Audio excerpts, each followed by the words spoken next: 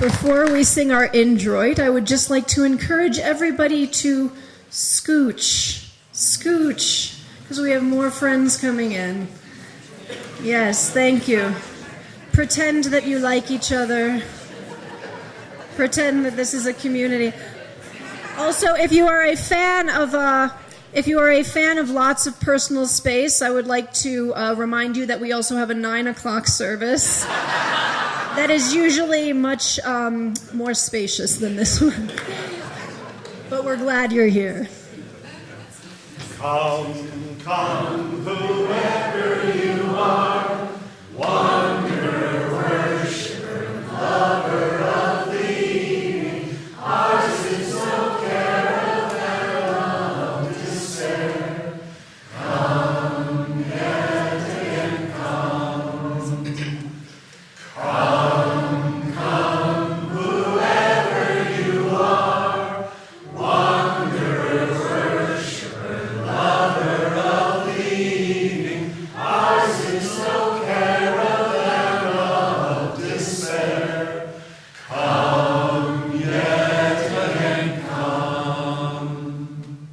Good morning. Good morning. Good morning, First Unitarian Church.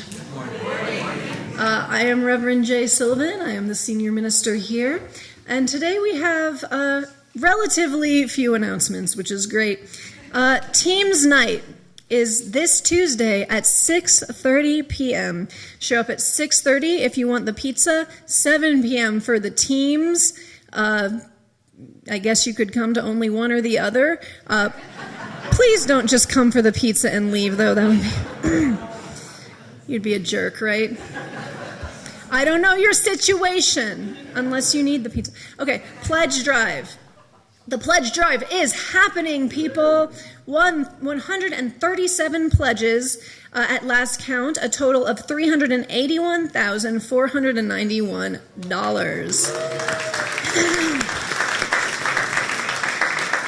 That is great. And we still have a ways to go to reach our $550,000 goal. It is so important for us to get an accurate number in our pledge drive so that we know how we can budget for the coming year, bringing all of this liberal progressive religion to this community and Salt Lake City.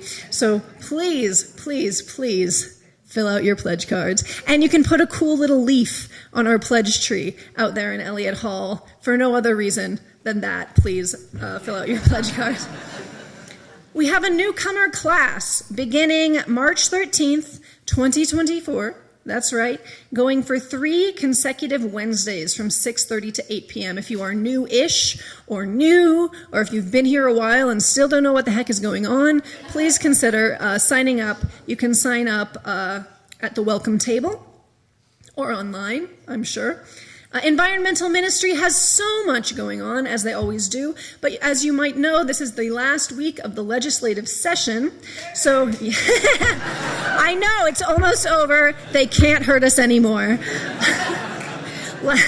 Please visit the welcome table to learn more about how you can be part of the important work that they are doing on behalf of Great Salt Lake. I'm going to be at the last vigil session that they are hosting at 8 a.m. on Wednesday outside of the Capitol with the poet Nancy Moos. Maybe you'll join me there. Maybe you'll join the youth at their vigil at 5 p.m. on Tuesday. Whatever. 2 more things. First, in March, on Palm Sunday, instead of in our service, I am going to be answering your questions. So as the kids call it, an AMA. Do you know what that means?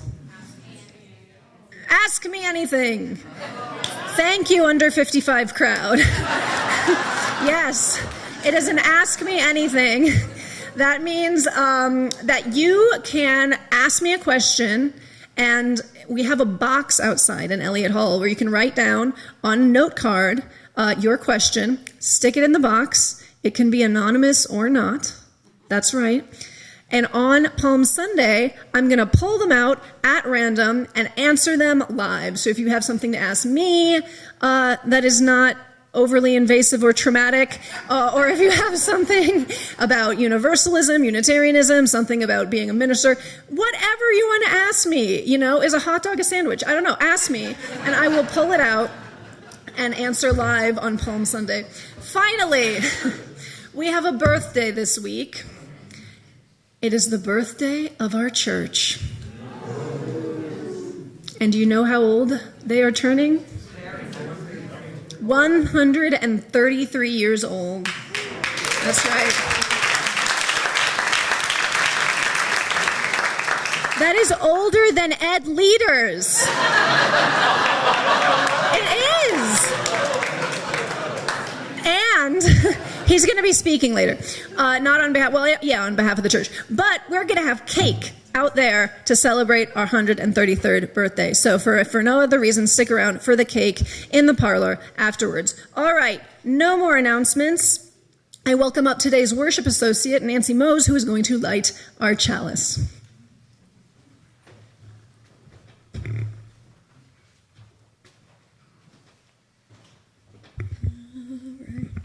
Good morning.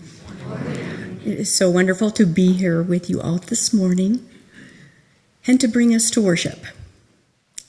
And so we gather from the ebb and flow of our lives, thirsty for connection to ourselves, thirsty for connection to others, thirsty for connection to the larger life.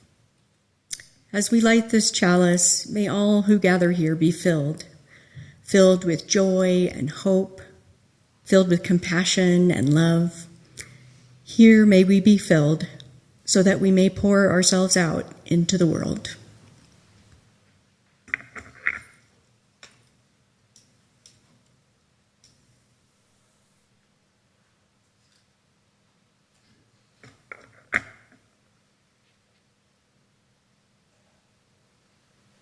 Will you join us in singing hymn 313?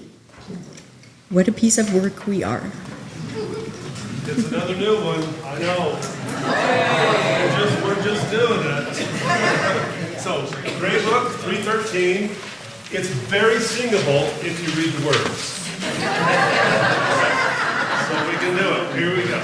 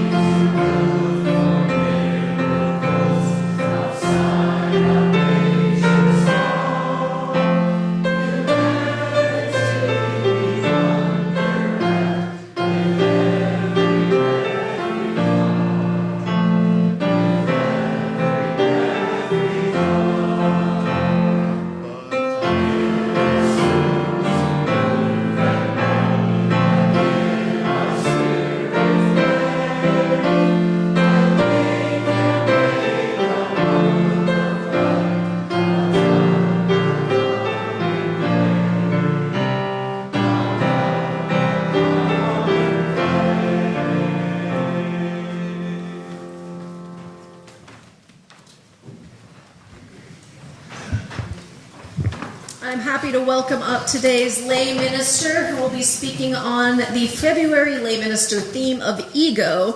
That's ego in the Buddhist sense, not the Freudian sense. Kathryn Anne.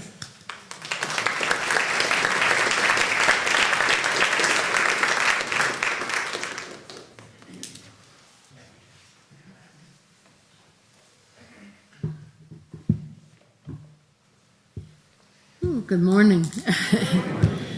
I'm really happy to be with you this morning. I've been teasing with some people. My beloved wife Kim gave me a Valentine's. And for many years I just wore black and white. And then I, preferred subdued colors, but she's brought me right out today. Big subject today, ego. When I realized we'd be speaking about the ego, I felt a bit overwhelmed. How might I define ego and speak about my ego in a personal way? Ego seems to be expressed as who we think we are, a so-called personality or persona, of who we are and what we show to the world.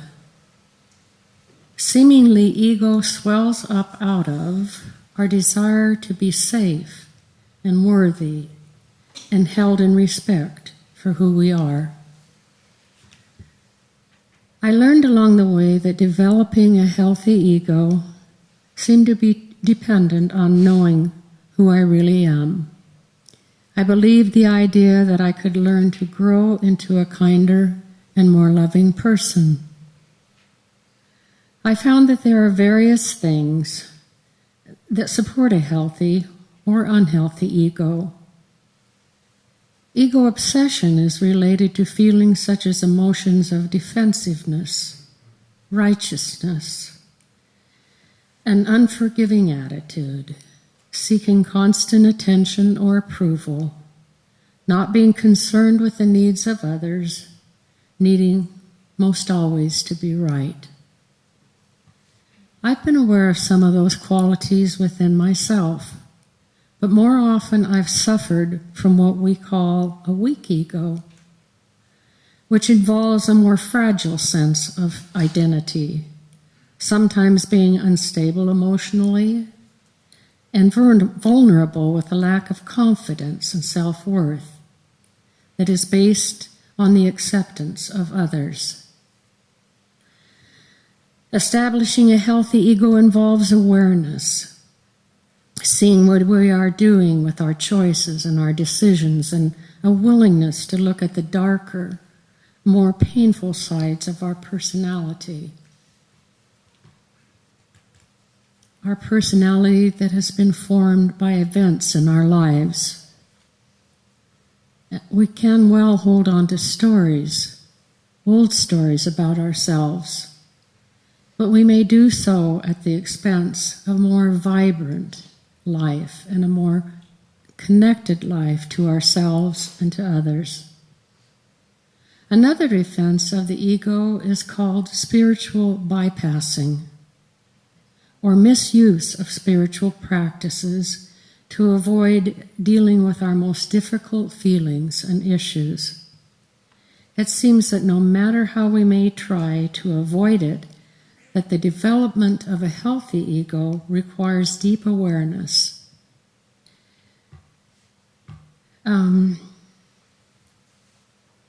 A healthy ego will help us to explore presence and enlightenment, which can take a lifetime or maybe many lifetimes. That's a big subject. It's another subject that many of us are trying to explore through silence and self-awareness. The last responsibility of a healthy ego is to attend to the details of death. In my own life, I've been trying to do what I can to keep myself healthy, aside from a bit of alcohol, sweets, and chips. Lately, I've been going to doctor appointments ad nauseum. And even exercising, all those things. But I've found that the most important thing within all of that work on our health and well-being is a real acceptance of what is. I've been with sad feelings about the death of my sister and other dear friends, peers. These losses have an important impact on who I am. My own death is more prominent in my mind than the death of my wife, Kim. When Kim and I talk about our deaths, we often weep at the very thought of not being together as we are now. We come back from such sad feelings, though, and talk about living and loving one another fully until that time comes. I know I'm talking to so many of you who are also walking through these thoughts and these feelings. Concerning my own death, I want to have thought things through in such a way that my dear ones don't have to do what I can take care of myself, such as my will, advance directives, how I'd like to die, and how I'd like my body to be let go of. All of this, very hard to do, and yet important for ourselves and for others in our lives. I appreciate contemplating the Buddhist teachings concerning the ego and death. Mostly letting go of how I'd like things to be. A letting go and being with things as they are with an open heart is one of my most important tasks right now. This, of course, doesn't mean that we don't stand up and love for one another, but that we're not attached to outcomes. I find this particularly difficult. We let go on every level until the final letting go into death. I find that learning about the ego and finally letting go of the ego is vital. But I also look to the end of my life in terms of living it fully,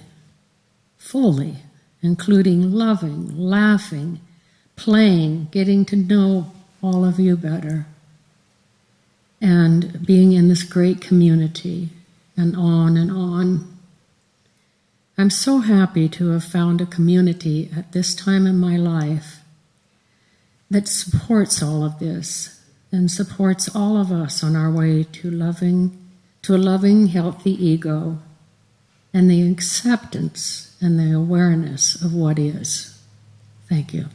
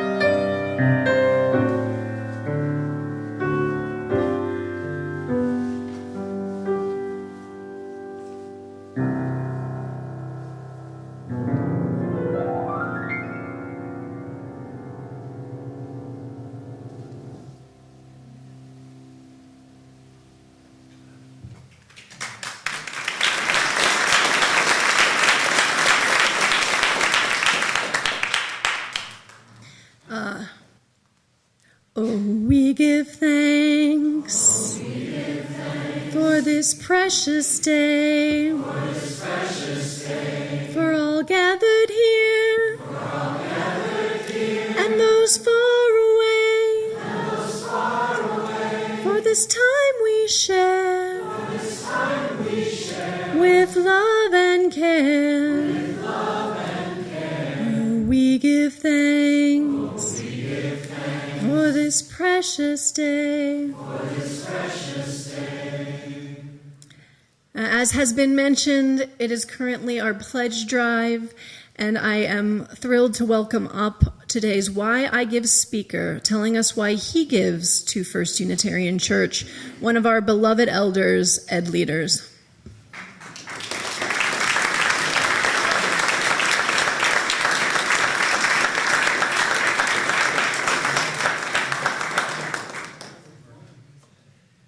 Thank you, Becky. I remember the first time I addressed this church body, I could climb those stairs and talk. I'll tell you about that in a minute, but I'm here today as part of the pledging as a friend.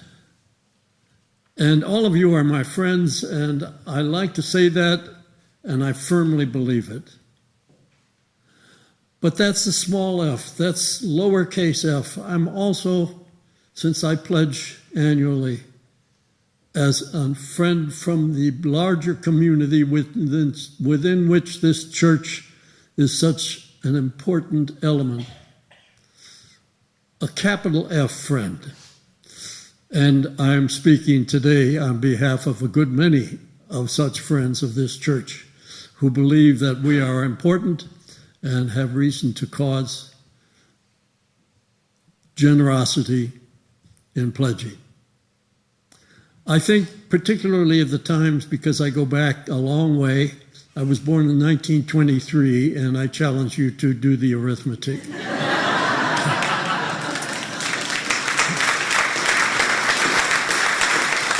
Thank you.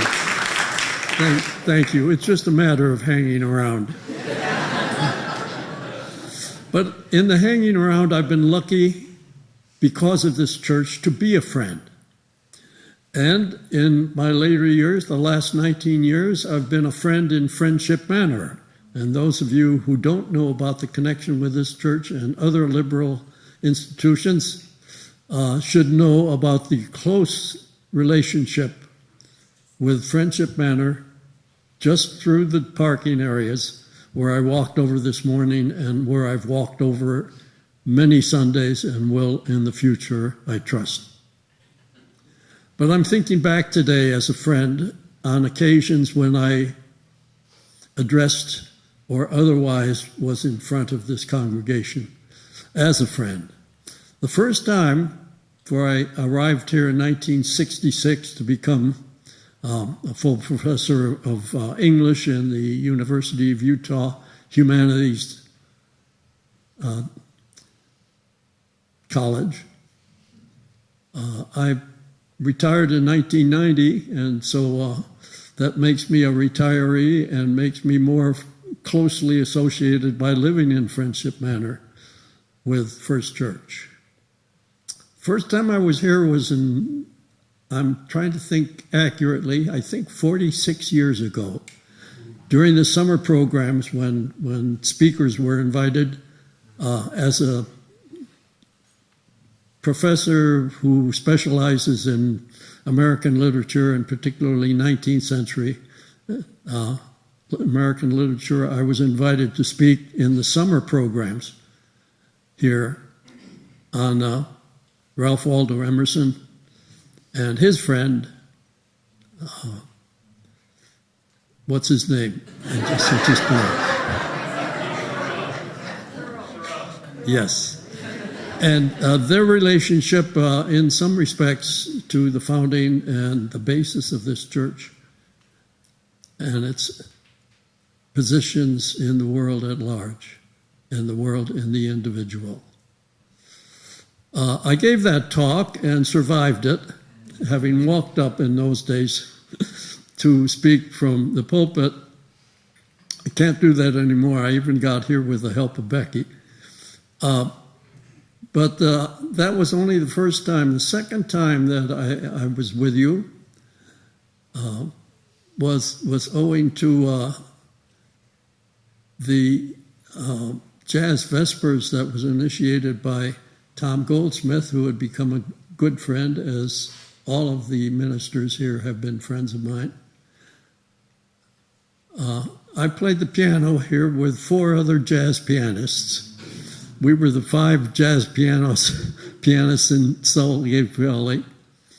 And it was part of Jazz Vespers, which I've attended weekly and thought of as something that I wouldn't miss for anything on television. The third time I appeared here was even more interesting in terms of my friendship, because it involved 3 other people. It was a program that celebrated the generations that are represented here. And there were 4 of us who performed. First, a young girl who was wonderful. Then a young person, a young lady of perhaps 30. And then our friend Tim Chambliss, who was representing all of the middle years.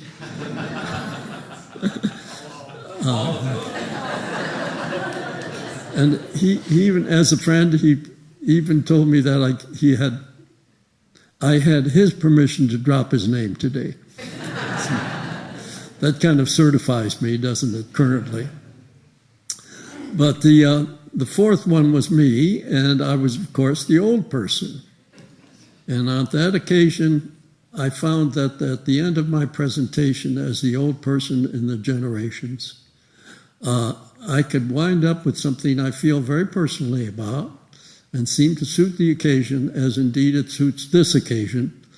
And that's the lyrics to a song from Knickerbocker Holiday, a play that was written by the poet and playwright Maxwell Anderson, with music by Kurt Weill. 1938 was the date, and the song was September Song. Like Walter Houston, who played the role of in Knickerbocker Holiday, the main role, he didn't sing. His voice was gone, as mine is, at my age, and so he spoke the lyrics that Maxwell Anderson had written to the music of Kurt Weill, and I'm going to do the same thing here as my pledge on this occasion. September Song. Oh, it's a long, long time, from May to December. And the days grow short when you get to September. And the autumn weather turns the leaves to flame. And I haven't got time for the waiting game. Well, the days dwindle down to a precious few. September, November, and these precious days I will spend with you. These precious days I'll spend with you. Thank you.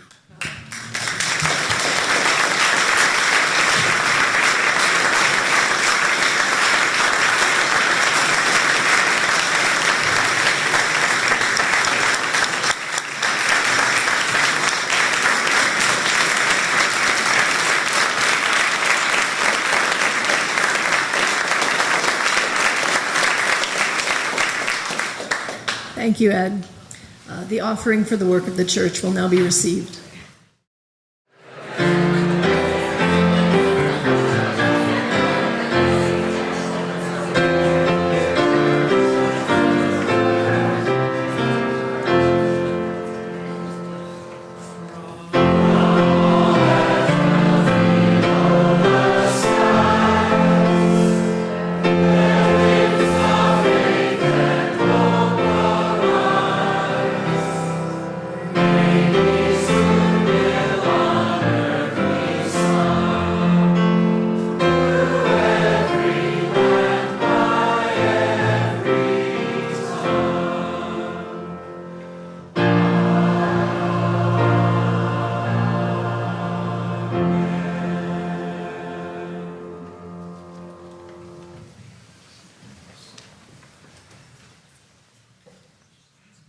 Today we're going to be talking about the idea of the divine self. So you could phrase this concept in a couple of different ways, depending on your theology or your lack thereof, or your comfort with the G word. And we are going to be using the G word today, so that's your warning about that. So you could say that each one of us has a part of us that is divine. Or you could say that there is no such thing as divinity, so we each have to find our own meaning through internal searching, logic, reason, things like that. You could say, as Emerson did, that God incarnates God's self within each of us, and therefore we each contain God within. The idea in its most empowering form is that everyone inherently holds a piece of ultimate reality, truth, and universal meaning inside of them. In a way, this line of thinking arises, like so much in our Western world, from our friends' Enlightenment individualism. Yes, that old chestnut. Ever since European Protestants knocked out the idolatrous Catholic stained glass windows out of houses of worship and replaced them with these clear glass ones so that each person could read and interpret the newly mass-printed and newly translated Bible themselves, the enlightened among us have been heading down this road of, we don't need anyone else but ourselves to tell us what to believe. Not organized clergy, not an institutional church, no one. Well, no one who doesn't already agree with us, that is. Now, much of this line of thinking, of course, does stem from direct abuses from those in power, from the extortion of the Catholic Church's indulgences in the 16th century, all the way to the well-documented abuses by religious institutions and clergy today. And that makes total sense. So why should anyone feel obligated to follow systems that are so inherently corrupt? Over the past couple centuries or so in America, the idea that God is something that individuals can and in fact should experience directly without an intermediary such as a priest or an institution or more vaguely a dogma has become widely popular, even beyond the UU world. We don't have a flag in that, sorry to say. In fact, fundamentalist Christians believe this just as much as your yoga teacher friends who know all the vibrations of the crystals. It just looks a little different. So fundamentalist Christians have taken the Enlightenment Protestant idea of democratizing Scripture to the extreme, stating that anyone who is sufficiently faithful, whatever that means, can fully understand all of Scripture without any scholarly or clerical oversight or input, and that the truly faithful person can just pick up an English translation of the Bible, open it at random, and understand intrinsically what God is trying to tell them in that moment. It's kind of a style of divination, really, but it speaks to the direct line to the divine that many fundamentalist Christians claim to have. Now, from what I know of the demographic in this room and online, many of us might chuckle at that, but a similar vein of thinking is actually at the heart of Unitarian Universalism. We have that free and responsible search for truth and meaning. But way before we came up with the 7 principles in the later 20th century, we were riding the God within train. After all, our friends, Ed's friends, the Transcendentalists, told us that the divine was to be experienced directly by the self rather than in a church. In fact, they said, we all have divinity within us. We just have to take enough leisurely nature walks to find it. And according to Emerson, I hear some grumbling. You're not going to like the rest of this. And according to Emerson, even Jesus Christ may not be God in a way that was different from the rest of us. And this was like wild talk back in the mid-19th century, right? Emerson wrote, "Alone in all history, Jesus Christ estimated the greatness of man. One man was true to what is in you and me. He saw that God incarnates himself in man and evermore goes forth to take possession of his world. He said in the jubilee of sublime emotion, 'I am divine. Through me, God acts. Through me, God speaks. Would you see God, see me, or see thee, when thou also thinkest as I think?'" So, what he's saying is, as long as I get it, God is me. I am God. What could possibly go wrong with this line of thinking? Now, though modern God within movements do stem pretty directly from the Enlightenment, believe it or not, rational white men did not invent the idea that the divine can be experienced directly. From the Hindu concept of Atman, which did influence the Transcendentalists quite a bit, to Catholic mystics, many of whom were women, and possibly non-binary people as well, this idea has been threading its way through theological discourse since the axial age. But historically, mystics who claim to experience God within made sure to caution people against confusing their emotions and thoughts for God.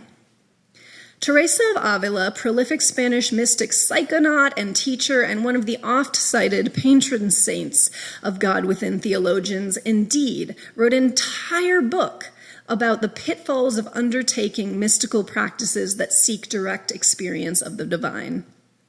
The interior castle runs over 200 pages, using the metaphor of a castle's various rooms to illustrate the complexity of human experience that one encounters when they commit to a contemplative life.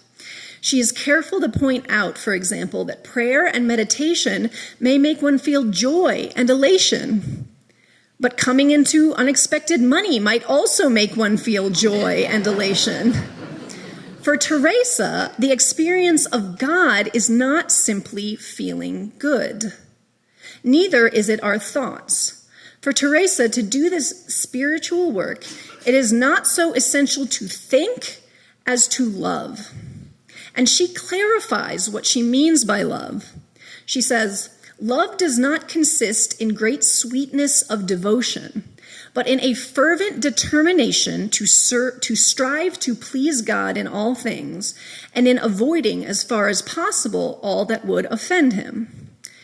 So now, if you're put off by the G word and the he-him pronouns as used by this 16th century Catholic writer, let me try to translate.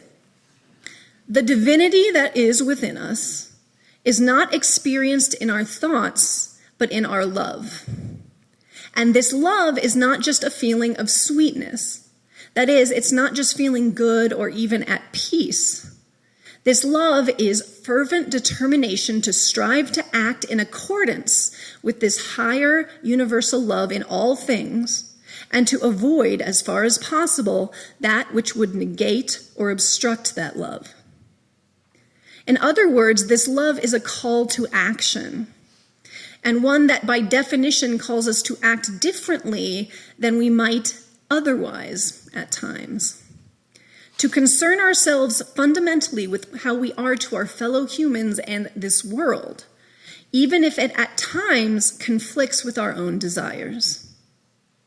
When I first read The Interior Castle in undergrad, roughly 7 world ages ago, I was amazed at how wise Teresa was in terms of understanding the myriad contradictory, elusive, and illusory human thoughts, impulses, and emotions. And the more work I've done through therapy and meditation to try to sort out what's going on in here, the more I am impressed.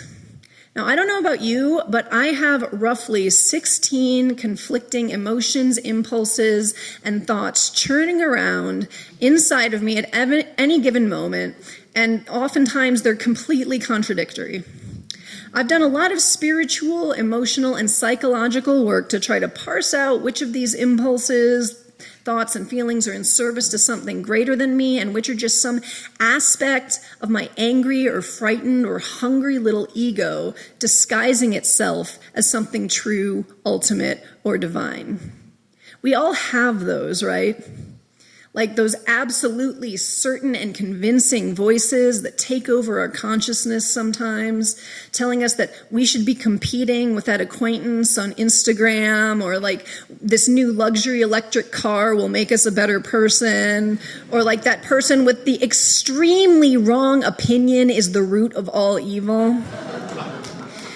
Whatever, blah, blah, blah, I could go on. But the danger of believing in God within theology without accountability, relationship, responsibility, and the idea that others might know more than I do about some things is that we may very often fall into many of the traps of the ego that Teresa tried to warn us about. Or we might become, as the Quran cautions, a person who has taken their own desire as a deity. Especially in our hyper-consumerist, hyper-individualistic, hyper-materialistic world, God within spirituality can set us up very easily to take our own desires as deities. How do we know if that's happening? Well, and again, we might not like this, but from my decades of studying and practicing various religious, philosophical, and spiritual modalities, living a spiritually aligned life should be a little hard. Punctuation. It was even kind of atonal. I like that. Not all hard, right? I'm not talking about like the cat o' nine tails or anything like that. And not even necessarily mostly hard, but it should challenge you to, as St. Teresa said, strive. A good beginning litmus test might be this. Consider that if your spiritual practice doesn't ever lead you to do anything you don't want to do, or cause you to refrain from doing something that you want to do, you might want to re-examine your spiritual practice. Now, I've said in the past that I am a mystical agnostic. My own flawed and always evolving understanding of divinity is heavily influenced by those old school medieval Catholic mystics, and I do believe that whatever divinity is, there is a part of us that is divine. But that does not mean that God is contained inside of me. It means that we are contained inside of God. That's an important distinction. Divinity is not something we can hold in a clever phrase or a sweet feeling or even a moral justification. Rather, the divine self means we are an unfathomably small and myopic part of something bigger and more wondrous than any of us can fully reckon with. And with that connection comes great responsibility. I watched Into the Spider-Verse last night, I'm sorry. As Bell Hooks wrote in All About Love, I am often struck by the dangerous narcissism fostered by a spiritual rhetoric that pays so much attention to individual self-improvement and so little to the practice of love within the context of community. Not that self-improvement is bad. I firmly believe we need to care for and be kind to ourselves. By all means, take care of and improve yourself. But I like to ask myself, what is my self-improvement in service of? Is it in service to my own vanity, which is strong and ravenous, to be sure?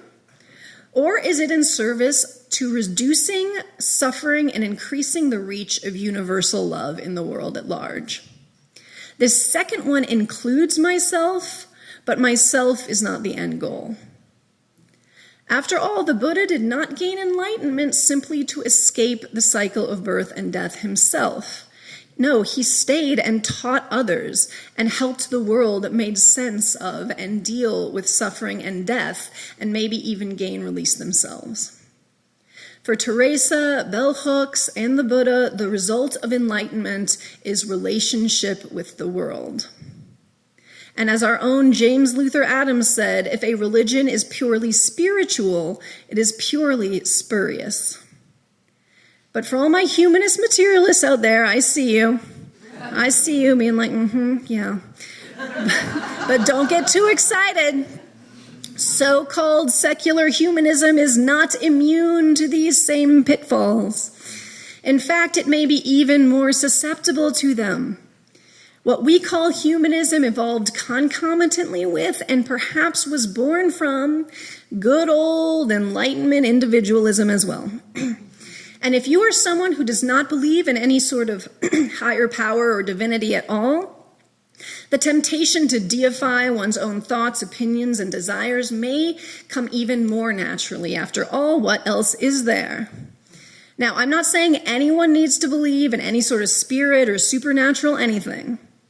What I am saying is, whatever the terminology of belief or unbelief you use, if your God is yourself, I believe we have a problem.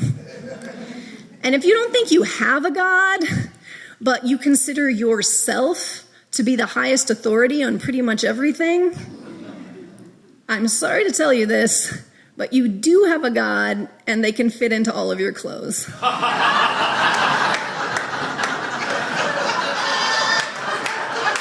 So, if we don't have a book like the Bible or the Quran to tell us what is the ultimate truth, but if we can't always 100% trust our inner worlds either, then how the heck do we do this human thing with any sort of moral skillfulness? Well, my friends, I believe we should look back to the words of Bell Hooks and Teresa of Avila. Our spiritual practice must not solely be an exercise in self-improvement. We must view it as a practice of love in the world and in the context of community. We must co-create our truth, our practice of divine love, with and for one another. Otherwise, it's just an intellectual or self-soothing exercise. Not only do I believe that love within the context of community is the manifestation of whatever divinity is, love as an interpersonal, intercommunal practice also allows us to be accountable in our pursuit of compassionate, loving action. By stress testing our personal experience of whatever divinity is with one another in loving, supportive, honest ways, we can hopefully illuminate some of the work of those ego demons that would disguise themselves as the voice of universal love. And remember that if you are part of the divine, part of the universe, part of whatever the big picture is that gets you out of bed and brings you here in the morning, then so is everyone else. If we take something from Emerson's idea that all humans carry a spark of the divine, let us focus less on the spark within us and more on the spark within everyone else. Everyone. Even that person. And especially those who have less than us and those who are suffering. My friends, may we seek and live a spiritual journey that challenges us with fervent determination to strive to manifest universal love in ourselves, in our communities, and in our world. May we see it, may we be it, may we do it. Amen.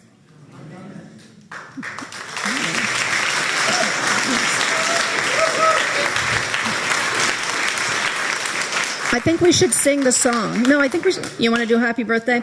All right. We were going to sing a song, but things kind of ran a little long. So instead, we're going to sing Happy Birthday to First Unitarian Church of Salt Lake City.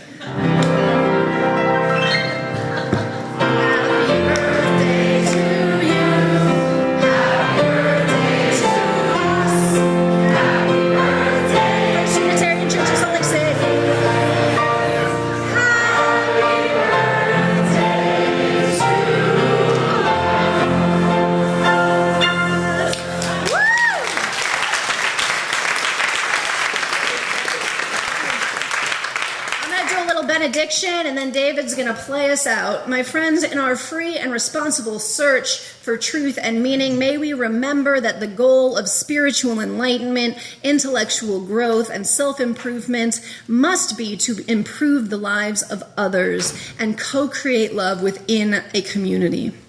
May we remember that every person we meet and every person we don't is made from the same stardust, has the same origin, and carries the same spark of whatever that we do.